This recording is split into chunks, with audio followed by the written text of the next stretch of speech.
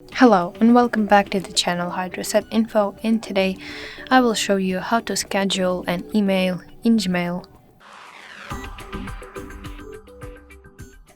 So first of all, open Gmail on your device and then enter compose section. In here, when writing your email, you need to press the three-dot button in your upper right corner and then choose schedule send. But of course, firstly, before scheduling, you need to fulfill all the information. For example, let it be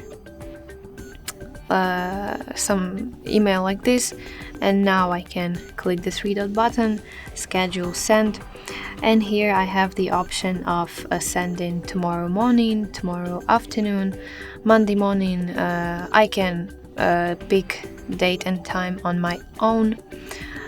So here's the calendar. For example, I want to schedule it on tomorrow, for example, 4 p.m. and click save button.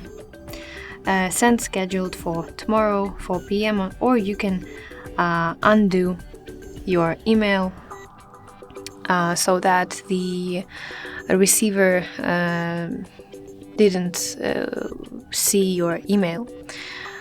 So that's basically it. I hope you find this video helpful. Please leave your thumbs up and don't forget to subscribe to our channel. See you later. Bye bye.